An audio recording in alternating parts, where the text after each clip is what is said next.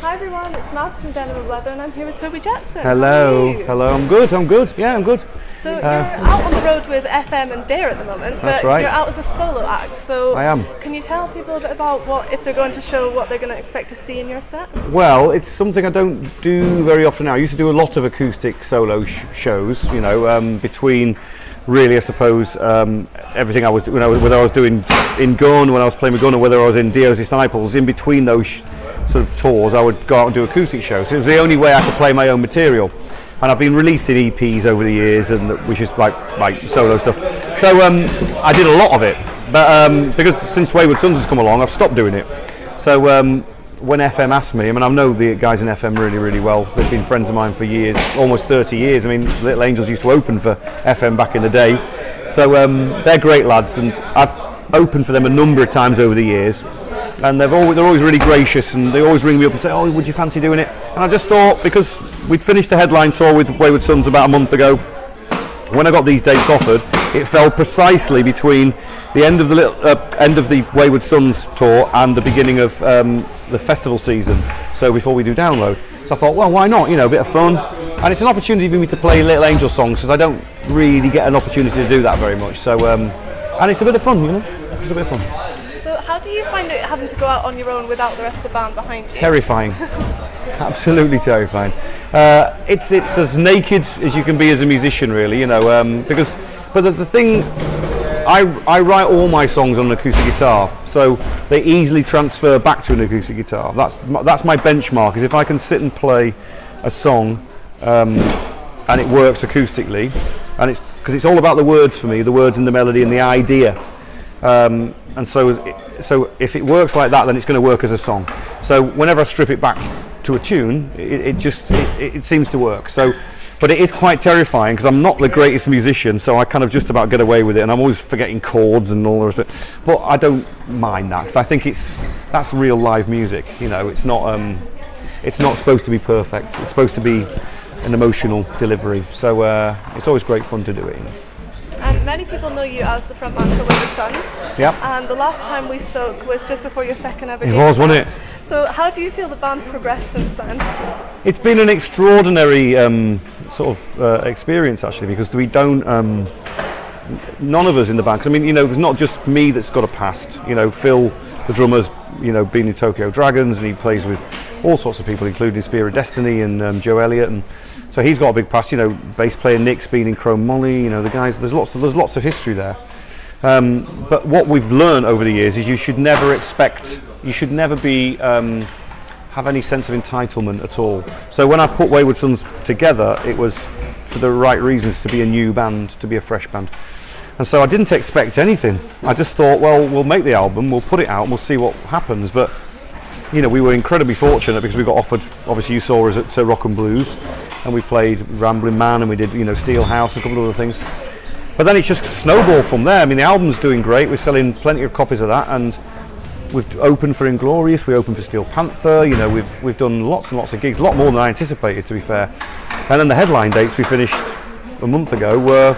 We sold 3 of the shows out. 3 of them were very, very close to being sold out, and the other 2 or 3 were really, really, really good. You know, so it was a real shock to sort of see how quickly it progressed from an opening band to a main act. You know, doing our own shows.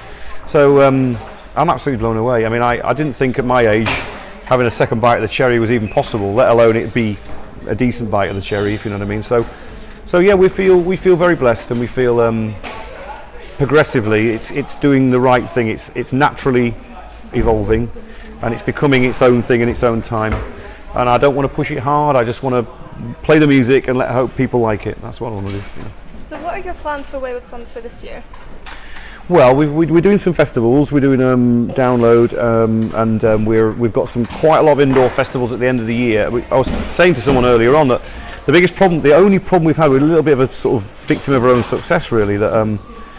We've kind of become quite visible quite quickly, but it hasn't transferred into the promoters outside of the UK. So we've been trying to get European festivals, rock festivals, but the promoters just aren't aware of the band yet because we haven't had enough time to become, you know, sort of visible everywhere outside of the UK. So we're doing Download, then we haven't got a lot going on in the summer. But what we're going to do is we're going to start writing a new album in the summer.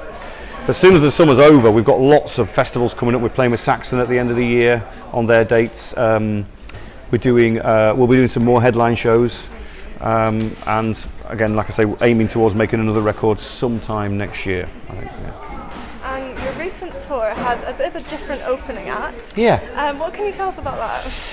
Well, I just kind of I think when you play little clubs, there's a couple of things about playing small clubs, is that you quite often don't get, there's not a lot of space on the stages. The PAs aren't always fantastic, the lights are never great. So when I sort of sat down with the promoter and said, look, I don't want to charge a lot of money to get into our shows. I don't want anyone paying any more than 10 quid to get in, because you're not going to see a production, you're going to see a club band, you know. And also because of that, we felt that we wanted to make sure the show was inherently as high quality as we could make it. So we didn't want to have that as it to be any other form of distraction from what we were doing. And all of the stages were so tiny that we've all experienced trying to get another band on a tiny little stage, and it's really tough. You often gear gets pulled out, or the drums get moved, and you're panicking to try and get your gig on. So I took the decision myself to say, well, I'm not going to have opening bands this time. And I've befriended a real good mate of mine, Peter K. Malley, who's a fantastic sort of stand-up comedian. And I thought, actually, that's a cool thing to do, because back in the day, in the 1970s, it was a really popular thing to have a stand-up comedian opening for a rock band. You know, Rolling Stones did it, Led Zeppelin did it. So I thought, why not do that? You know, and actually, it worked great. There was a lot of people saying, "Oh, it's a stupid idea," but actually, when it came down to it, because there wasn't another band playing more music, it actually stopped the night from being almost like saturated by music in a way, you know. So he did his little thing, we played the movie, and we played our gig, and it worked great, you know. So it was a bit unusual. I mean, I don't think I'll do it again in the same way, but I'm glad I did it, you know. So there you go. Now I want to take you back in time a little bit, because obviously you played a lot of great shows with Little Angels, but do you have a highlight? I think Wembley Stadium, opening for Bryan Adams in '93, I think that was very special. I mean, we've played all over the world in some enormous gigs, you know, and it's a weird one really, because like actually the biggest shows they are very memorable. The memories for me are things like when we first headlined the Marquee Club in Wardour Street, which is a world famous venue, you know. And that to us was the pinnacle. We thought if we could play the Marquee Club, we'd arrived, you know, we'd succeeded, because all of our heroes played there, you know, Zeppelin, you know, the Rolling Stones, everyone played that club, and we ended up headlining there a couple of times.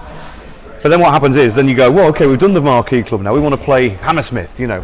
So I would say that Hammersmith in the UK, when it was the Odeon, when we headlined it the first time with Little Angels in '91, that was extraordinary, because everybody in the industry said we were fools to announce a tour of that size, but we sold it out in 2 weeks, and so it was a real triumph, you know. So that was amazing. And we, you know, I just, you know, every gig has a special thing about it. That's the point.